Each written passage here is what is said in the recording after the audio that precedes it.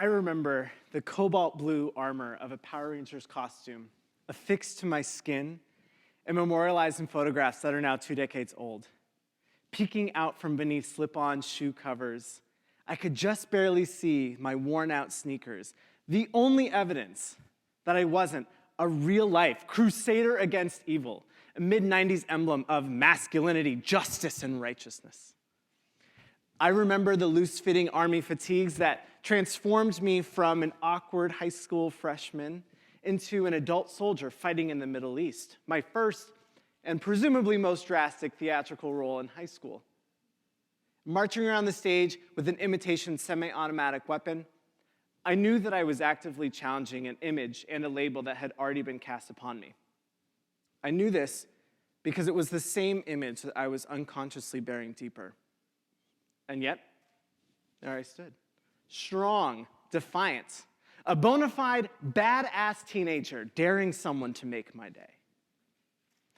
I remember the first time my older cousin asked if she could paint my nails in her childhood bedroom when we were kids.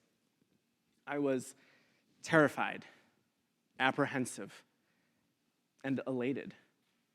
It was the first time in my life up until that point where I felt that in putting something on, I was actually taking something off.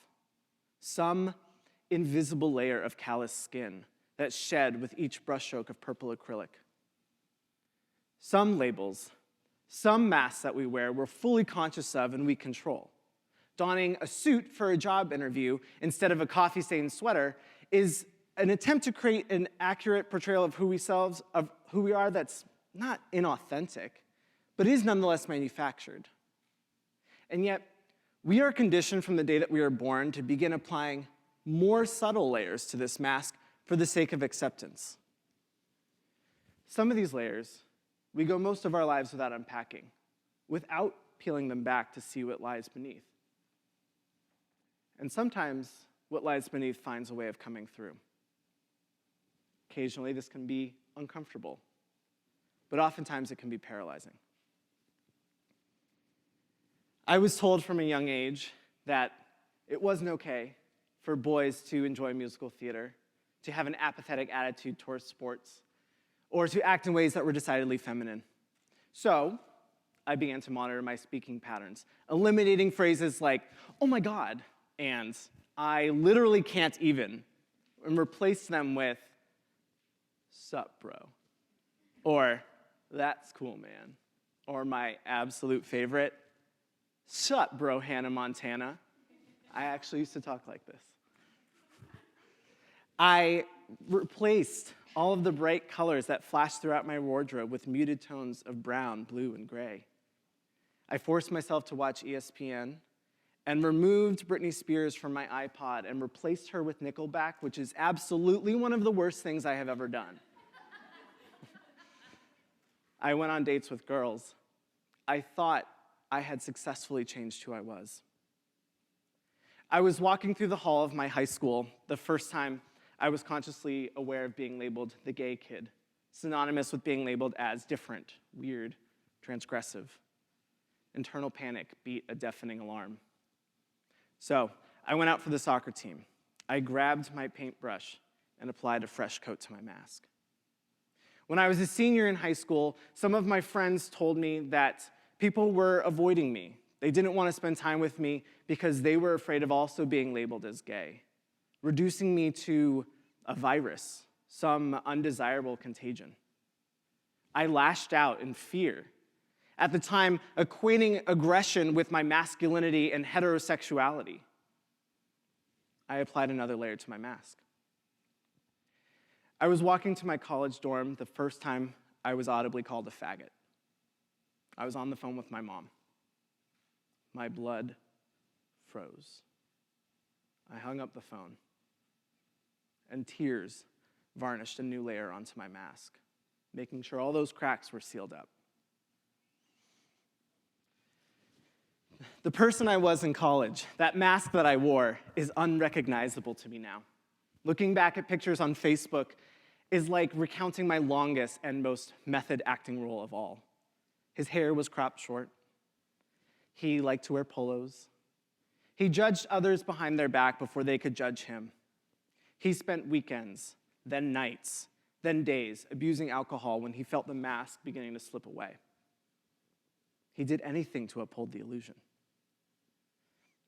Just behind that smile and those hazel eyes, I can ever so closely make out this fear and anguish, the same fear and anguish that he used to cover up with misogynistic jokes and a bastardized religious ethic. I try to be forgiving. I try to be understanding. But I don't know who that person was. I ripped the mask off on January 22nd, 2012. Or, perhaps more accurately, I did so much physical damage to the mask that I had to take it off. It wasn't wearable anymore. I had told my roommate that I was going to stay home for the evening to get homework done, and he left. A few hours later, he came back to a locked bathroom door and music playing on an endless loop from a dying laptop. I was told later that he knocked the door down and found me lying unresponsive in our bathtub. There was a knife, and there was blood, a lot of it. I spent the next day in the hospital under a 24-hour suicide watch. An hour after I was released, I called my parents and came out.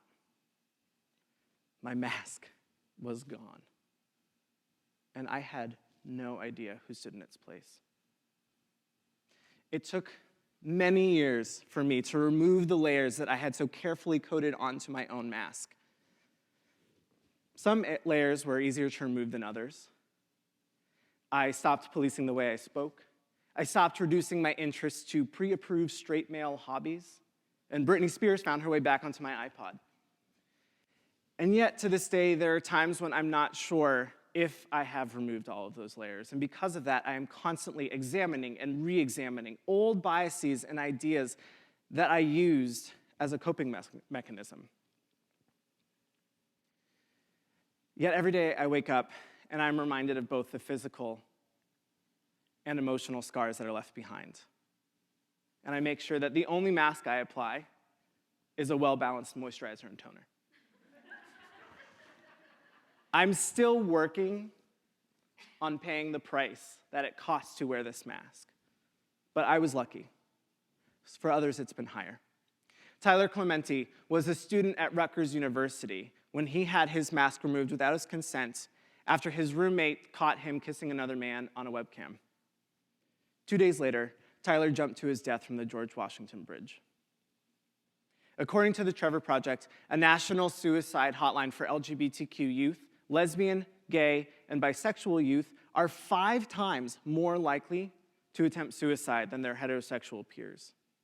Additionally, 40% of transgender adults have disclosed that they have attempted suicide in the past. The cost of wearing a mask isn't just dangerous, it's potentially lethal. Now, many of you here today are probably not wearing a mask associated with your sexual orientation or your gender identity, although some of you might be. Nonetheless, I'd like to take a moment to ask you to consider what masks you are wearing. Which masks do you wear on your body? Which masks do you actively put on every day? Which masks are so deeply etched into your soul that you're unconscious of their existence? Which masks constrain you from being who you are? Because that's where we have to start. We can't remove the masks that we wear until we are aware that they exist. And this takes honest reflection. We, each of us, have to look in the mirror at the person reflected back at us and ask if that is the same person that we present to the world. And if it's not, we must ask ourselves, why not? It takes honesty, it takes openness, it takes reflection, and it's not easy, but I promise you with all my heart, it's worth it. Removing the masks we wear isn't a one and done, nor is it something that should or can be done all at one time. It takes time. It takes love. It takes forgiveness. It takes an honest reflection about who we are and an ownership of our truest and deepest selves. So, I'd like to ask you to come and join me at the mirror. Here, hold my hand. and take a long, hard look at the face that's reflected back at you. Breathe. Know that the beauty of the universe is holding you in its loving embrace. And when you're ready, pick up your cotton balls and your remover, and let's take off that first layer together. I bet it's even more beautiful than you can imagine. Thank you.